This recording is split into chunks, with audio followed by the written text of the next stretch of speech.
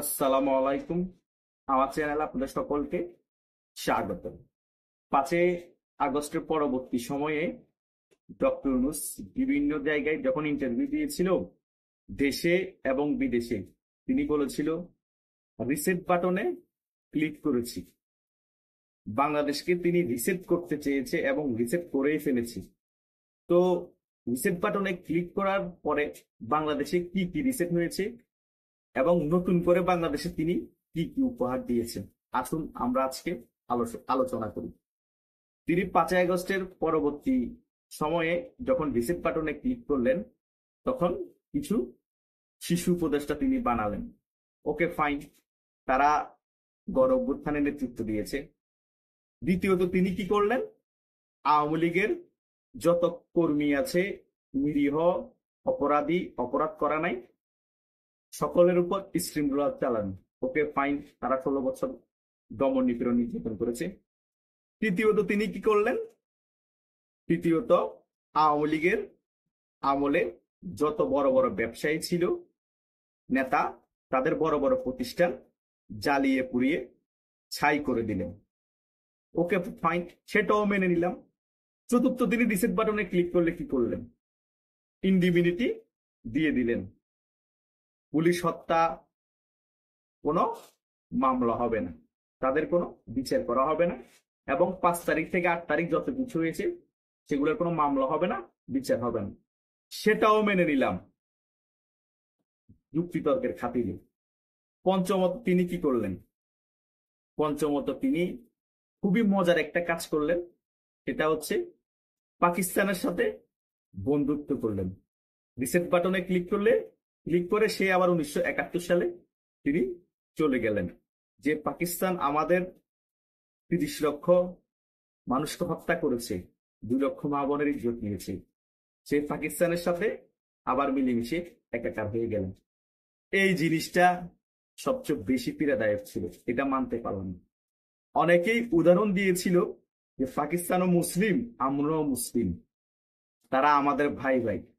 আচ্ছা, একটা ভাই আর একটা বোনের কি ইজ্জত নিতে পারে, ধর্ষণ করতে পারে? আচ্ছা, একটা মুসলিম ভাই আর একটা মুসলিম ভাই কি হত্যা করতে পারে?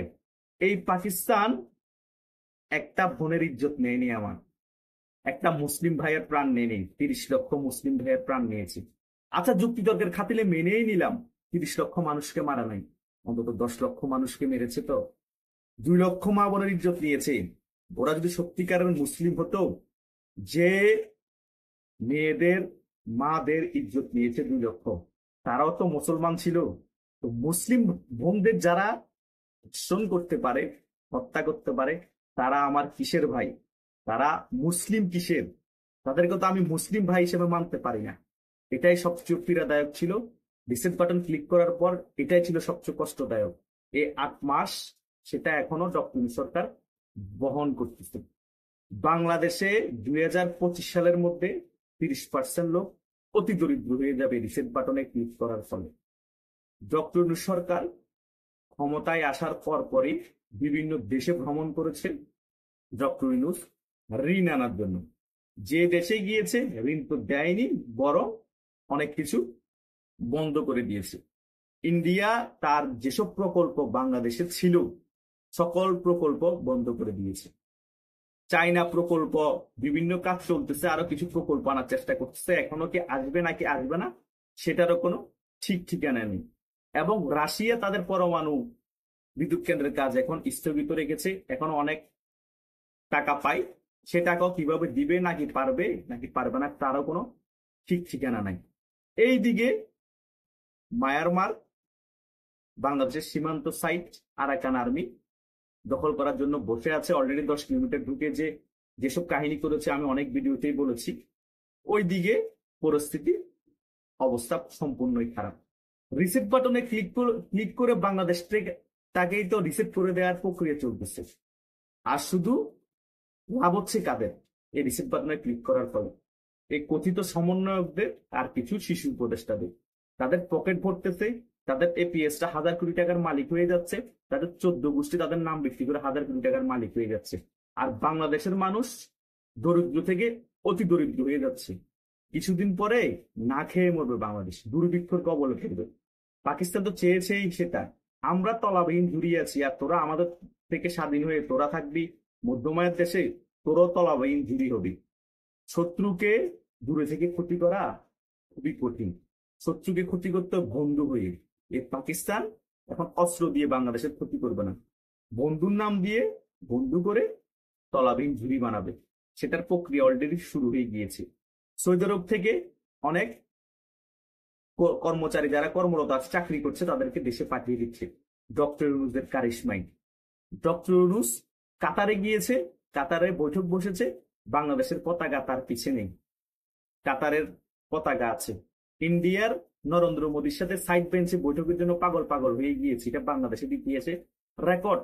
এখনো বৈঠক বসতে যাচ্ছে ডক্টর ইউনূস নরেন্দ্র মোদীর সাথে, দ্বিপাক্ষিক, নরেন্দ্র মোদী রাজি হচ্ছে না।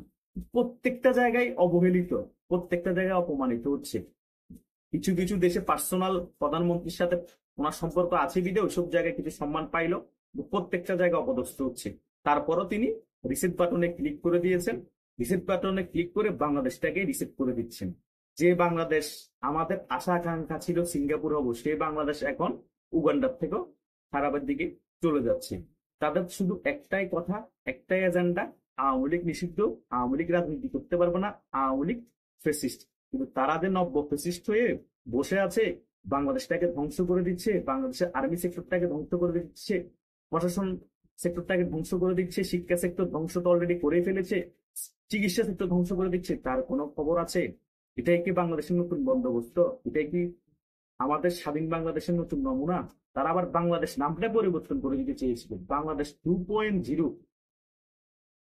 তারা সংবিধান শুরু করতে চেয়েছিল রিসেট বাটনের কথা বলে। তারা সকল কিছুই করার চেষ্টা করেছে, সেগুলো পারে নাই। ঠিকই বাংলাদেশের যে আশা আকাঙ্ক্ষা ছিল সিঙ্গাপুর হব, সেই আশা আকাঙ্ক্ষা গুলো মিশিয়ে দিয়েছে এবং বাংলাদেশ ধ্বংস করে দিয়েছে। আসলে বাংলাদেশ রিসেট হয়ে গিয়েছে। বা বা ডক্টর স্যার, বা সেলুট। ধন্যবাদ সকল।